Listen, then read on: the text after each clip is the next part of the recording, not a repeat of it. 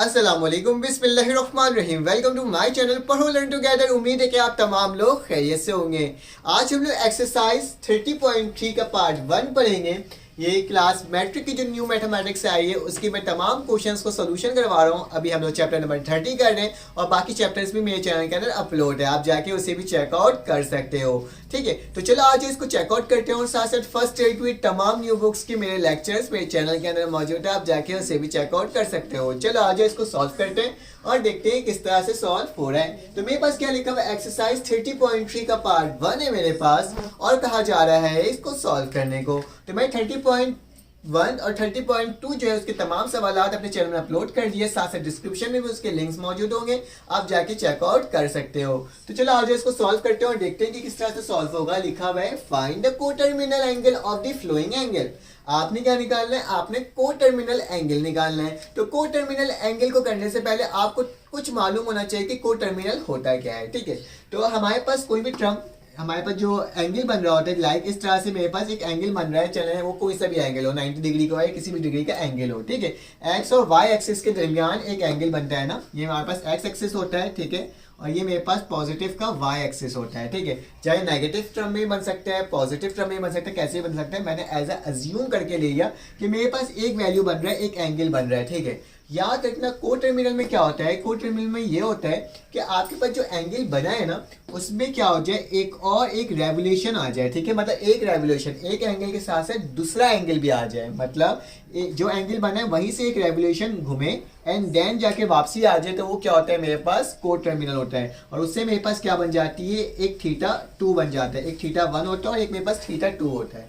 तो याद रखना कि अगर एक एंगल है उसके साथ साथ उसके एक और एंगल बन जाए, थीटा 2 बन जाए 1 रेवोल्यूशन पास करने के बाद, और हमें मालूम है कि 1 रेवोल्यूशन हमारे पास किसके बराबर होता है, हमने सवाल क्वेश्चन नंबर 30.2 के भी पढ़ा था कि वो किसके डिग्री के बराबर होता है, 360 के बराबर होता है, क्योंकि वो पूरा एक रेवोल्यूशन लेता है ना, पूरा एक सर्किल बनता है, तो पूरा सर्किल मेरे पास किसके बराबर है, 360 डिग्री के बराबर होता है डिग्री में। अगर इसको रेडियन में देखना पड़ता है तो हम क्या लिखते हैं, 2 पाई लिखते हैं। ठीक है, इस चीज को याद रखना, 360 को हम लोग 2 पाई में भी लिख सकते हैं। तो याद रखना कि को टर्मिनल हमारे पास ये होता है, तो को टर्मिनल हमारे पास पॉजिटिव और नेगेटिव दोनों में हो सकता है। तो उसको हम लोग कहते हैं, उसे हम कहते हैं क्लॉकवाइज और एंटी क्लॉकवाइज, क्योंकि ये गोली घूम रहा है ना हमारे पास, घड़ी कैसे घूमती है, गोल घूमती है, जिसको हम बोलते हैं क्लॉकवाइज और एंटी क्लॉकवाइज। तो याद रखना कि जब एंटी क्लॉकवाइज की बात की जाए, को टर्मिनल में एंटी क्लॉकवाइज की बात की जाए, तो हमारे पास हमेशा एंगल क्या होगा, नेगेटिव होगा, सॉरी पॉजिटिव होगा। जब भी एंटी क्लॉकवाइज की बात की जाए तो मेरे पास क्या होगा, पॉजिटिव।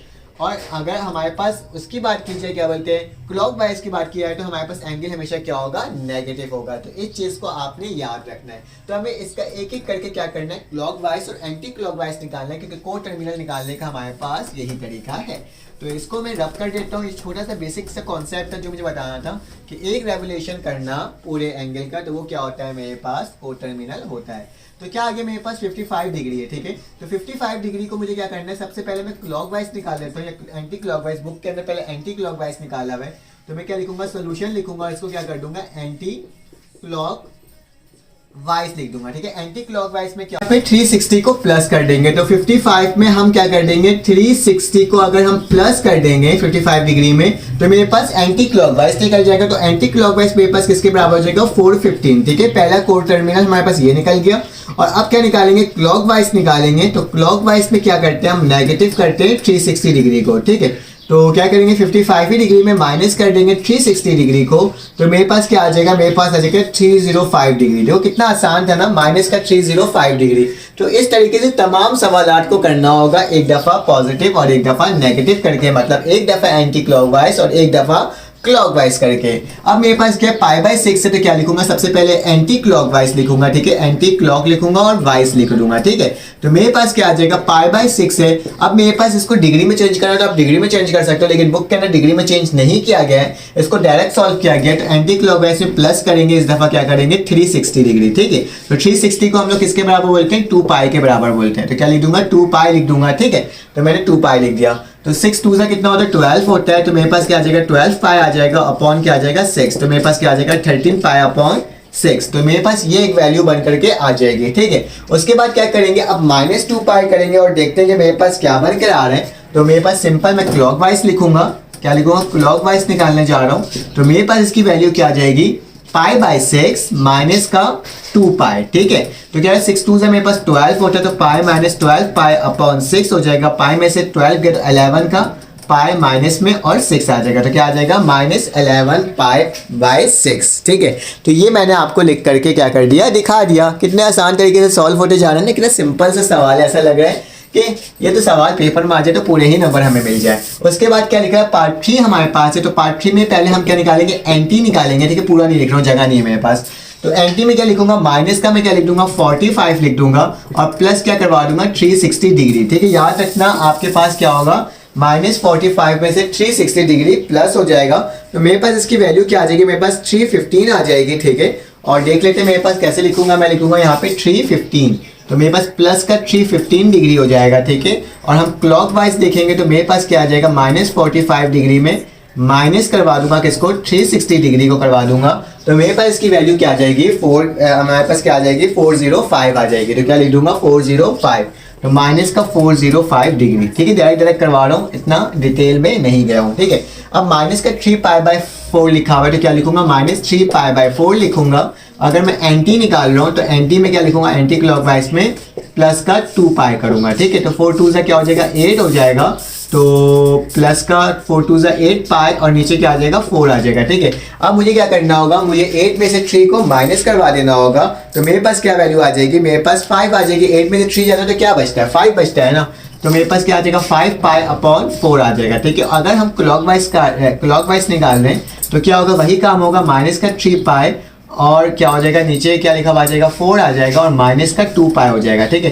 4 2 का क्या हो जाएगा 8 हो जाएगा, तो मेरे पास 8 पाई आ जाएगा, और नीचे क्या आ जाएगा 4। अब 8 में क्या करना होगा, 3 को प्लस करना होगा, तो क्या हो जाएगा 9 10 11, तो माइनस का 11 पाई अपॉन क्या आ जाएगा 4 आ जाएगा। तो मेरे पास ये वाला सवाल पूरा क्वेश्चन नंबर 1 कितने जल्दी से मेरे पास क्या हो गया, सॉल्व हो गया। तो चलो आज इसका क्वेश्चन नंबर 2 सॉल्व करते हैं और देखते हैं कि वो किस तरह से सॉल्व हो रहा है।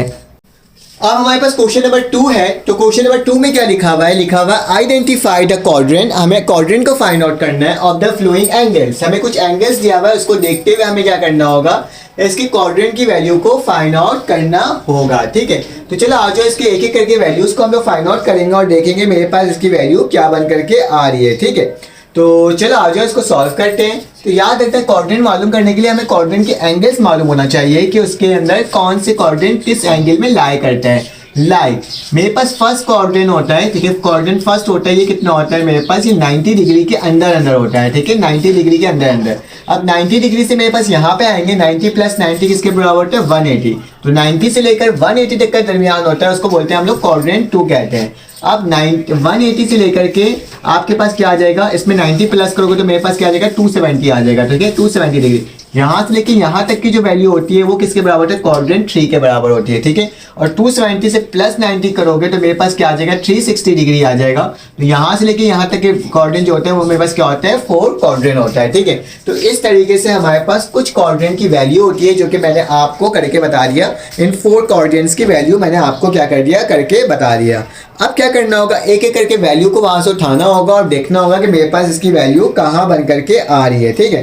तो चलो आ जाओ, इसकी वैल्यू को हम लोग फाइंड आउट करते हैं और देखते हैं कि मेरे पास इसकी वैल्यू कहाँ बन करके आ रही है, ठीक है। तो मेरे पास क्या है, सबसे पहले पाई बाय 8 पाई लिखा हुआ है अपॉन 6 लिखा हुआ है, ये एंगल में दिया हुआ नहीं है और मुझे एंगल वहां से पता है। तो मैं क्या करता हूँ, इसको कन्वर्ट कर देता हूँ कि 8 पाई को अगर मैं कन्वर्ट कर दूँ डिग्री में तो मेरे पास क्या हो जाएगा, मेरे पास 180 डिग्री अपॉन पाई हो जाएगा, ठीक है। इसको इसी तरीके से हम लोग क्या करते हैं, सॉल्व कर रहे होते हैं ताकि मेरे पास क्या हो जाए, इसकी वैल्यू फाइंड आउट होकर आ जाए। अब क्या करना होगा, पाई से पाई मेरे पास क्या हो जाएगा, कट जाएगा, कैंसिल आउट हो जाएगा। तो मेरे पास क्या आ जाएगा, मेरे पास पाई से पाई की वैल्यू कट गई, तो मेरे पास क्या बचा, मेरे पास बचा 80 मल्टीप्लाई बाय 180 अपॉन क्या आ जाएगा 5 आ जाएगा। जब इसको सॉल्व करोगे तो तुम्हारे पास क्या आ जाएगा 288 डिग्री आ जाएगा, ठीक है। तो मेरे पास 288 डिग्री देखो कौन से क्वाड्रेंट में लाई करती है, ठीक है। तो फर्स्ट क्वाड्रेंट में तो मेरे पास 90 डिग्री तक होती है, ठीक है। उसके बाद 180 डिग्री होता है, ठीक है। मेरे पास कितना चाहिए, 288 डिग्री चाहिए। तो 288 डिग्री मेरे पास कहाँ लाई करेगा, 4th क्वाड्रेंट में होगा। तो मैं क्या लिखूंगा कि मेरे पास इसकी वैल्यू क्या आएगी, 4th क्वाड्रेंट हो जाएगी, ठीक है। तो ये मेरे पास इसकी वैल्यू बन करके आ जाएगी। तो आपको समझ में आया ना किस तरह से निकालना है, यहाँ से गिनना है। ये 90 के दरमियान है, ये 90 से 180 के दरमियान है, ये 180 से 270 के दरमियान है। तो 4 किसके दरमियान होगा, 270 से जितना ऊपर जाएगा तो वो मेरे पास हो जाएगा 4 क्वाड्रेंट। इसके बाद मेरे पास लिखा हुआ 75 डिग्री, ठीक है। तो 75 डिग्री का क्या हो जाएगा वैल्यू, जरा बताना। 75 डिग्री 90 तक के दरमियान वैल्यूज को बोलेंगे ना, इस वाली वैल्यू को बोलेंगे 90 के दरमियान, तो मेरे पास क्या आ जाएगा इसकी वैल्यू फर्स्ट क्वाड्रेंट, ठीक है। तो मेरे पास इसकी वैल्यू क्या आ गई, फर्स्ट क्वाड्रेंट आ गई। उसके बाद लिखा है -181। याद रखना माइनस का जब वर्ड यूज हो जाता है ना तो हम लोग इसको इस तरीके से नहीं पढ़ते हैं, बल्कि हम लोग इसको इस तरीके से पढ़ते हैं, ठीक है। जब तुम लोग यहाँ से यहाँ पहुंचोगे तो मेरे पास कितना बचेगा, 360 बचेगा, ठीक है, माइनस का 360। फिर दोबारा से इसको वापसी लेकर जाओगे तो मेरे पास इसकी वैल्यू कुछ 7 के करीब आ जाएगा, ठीक है, 720 के करीब आ जाएगा। और फिर उस पर क्या करना है, बस प्लस करते जाना होगा। 360 के बाद 90 प्लस करोगे तो 4 में पहुंचोगे, फिर इसमें 90 प्लस करोगे तो 3 में पहुंचोगे, फिर 90 प्लस करोगे तो उसमें 2 में पहुंचोगे, फिर 90 प्लस करोगे तो 1 में पहुंचोगे। तो ऐसे मेरे पास क्या आ जाएगा, अगर 360 को हम लोग 360 से करते हैं तो क्या आ जाएगा, 0 हो जाएगा, 12 आ जाएगा, और यहाँ पे क्या हो जाएगा 720 डिग्री हो जाएगा, ठीक है। लेकिन माइनस का 720 डिग्री हो रहा है, ठीक है। अब माइनस का 720 डिग्री में दोबारा से 90 प्लस करोगे तो मेरे पास क्या होगा, ये वाली वैल्यू एक्सीड करके क्वाड्रेंट 3 में पहुंच जाएगी, ठीक है। तो मेरे पास आंसर क्या आएगा इसका, थर्ड वाले का क्वाड्रेंट 3 आएगा, ठीक है। क्या आ जाएगा, क्वाड्रेंट 3। मतलब अगर इस तरह से देखोगे तो क्वाड्रेंट 4 में आएगा, अगर इस तरीके से देखोगे तो क्वाड्रेंट किस में आएगा, 3 में आएगा, ठीक है। क्योंकि हमें माइनस का निशान है तो हमें हमेशा अपोजिट साइड जाना होगा, ठीक है। तो मेरे पास इसका जो आंसर होगा वो क्या होगा, थर्ड क्वाड्रेंट हो जाएगा, ठीक है। उसके बाद लिखा हुआ है 1090 लिखा हुआ है डिग्री, तो वैसे ही करोगे। 720 हुआ था ना, 720 डिग्री हुआ था जब मैं इसको 2 दफा रिवॉल्व कर गया था, ठीक है।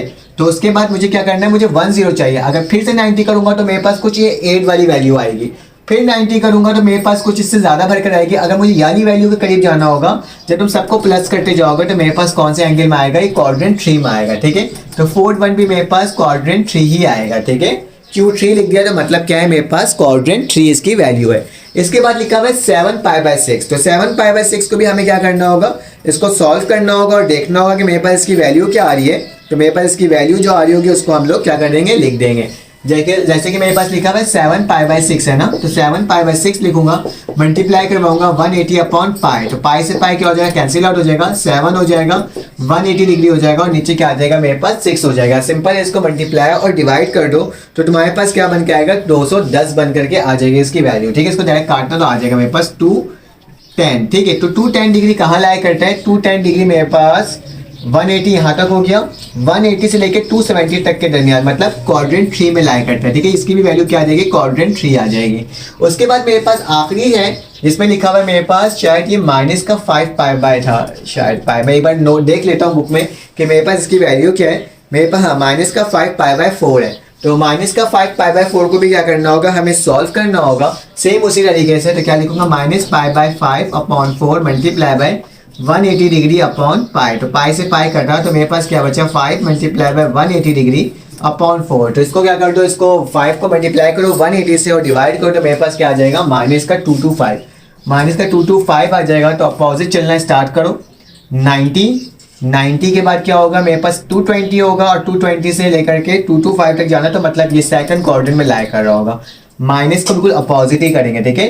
90 यहाँ पे पहुंचेगा, फिर 90 से यहाँ पे पहुंचोगे 180, और 180 से लेकर 270 तक की वैल्यू यहाँ पे आएगी। तो 225 कहाँ लाई कर रहा है, माइनस वाला क्वाड्रेंट 2 में कर रहा है, ठीक है। माइनस वाले में अपोजिट घूमते हैं और क्या कहते हैं, मतलब एंटी क्लॉकवाइज और क्लॉकवाइज का ही इसमें कॉन्सेप्ट है, ठीक है। तो हमने ये सवाल को सॉल्व कर दिया। चले आ जाए क्वेश्चन नंबर 3 सॉल्व करते हैं। अब हमारे पास क्वेश्चन नंबर 3 आ गया, तो क्वेश्चन नंबर 3 को सॉल्व कर लेते हैं। क्या लिखा है, find the sign of the flowing. मतलब आपने क्या करना है, जो वैल्यूज दिया हुआ है ना, इसकी कुछ साइन मालूम करना है, पॉजिटिव या नेगेटिव साइन है, बस ये चीज को मालूम करना है।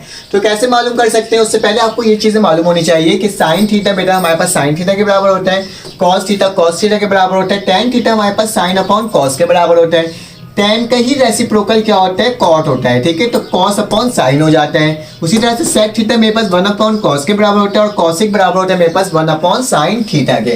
तो हम लोग इसको बहुत आसान तरीके से कैलकुलेटर की मदद से ही सॉल्व कर लेंगे। अगर कॉस 120 डिग्री है तो इसकी वैल्यू पॉजिटिव या नेगेटिव है, हम कैलकुलेटर में देख लेते हैं। तो मैं आपके सामने कैलकुलेटर ले आता हूँ, ठीक है।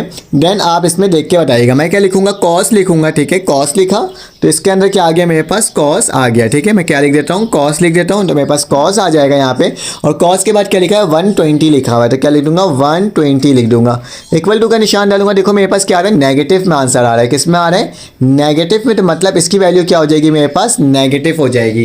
तो मैं क्या लिख दूंगा, इसकी वैल्यू क्या आ गई मेरे पास, नेगेटिव आ गई, सिंपल। तो बस यही बताना है, इसके अंदर कुछ नहीं बताना। उसी तरह से sin 340 लिखा हुआ है, तो मैं sin 340 लिखता हूँ, तो देखता हूँ मेरे पास इसकी वैल्यू पॉजिटिव आ रही है कि नेगेटिव आ रही है, तो मेरे पास इसकी वैल्यू भी नेगेटिव ही आ रही है, ठीक है। तो सेकंड पार्ट की वैल्यू भी क्या है, नेगेटिव है, ठीक है। तो इसी तरीके से हमें क्या करना होगा, एक एक करके वैल्यू निकालना होगा।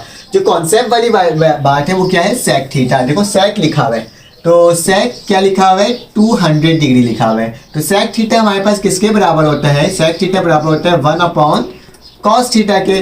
तो अगर मैं क्या कर दूं, सेक थीटा लिखूं और सेक थीटा की जगह क्या लिख दूं, 200, थीटा की वैल्यू होती है एंगल, ठीक है, 200 लिखा हुआ है, तो 1 अपॉन कॉस क्या हो जाएगा, 200 के बराबर हो जाएगा, ठीक है।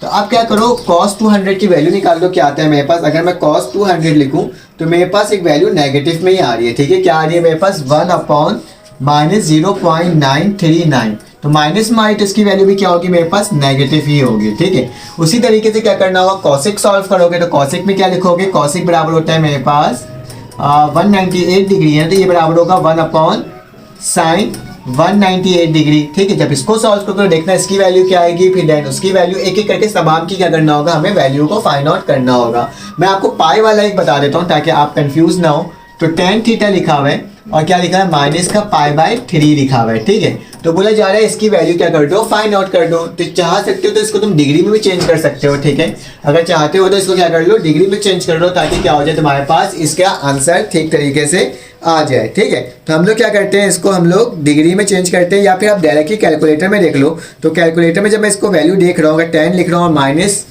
π/3 लिख रहा हूँ, तो मेरे पास क्या वैल्यू आ रही है मैं देख लेता हूँ, ठीक है। अगर मैंने 10 लिखा और क्या लिखा, मैंने लिखा π/3, तो माइनस का निशान डाल देता हूँ और क्या लिखता हूँ, π/3 लिख देता हूँ।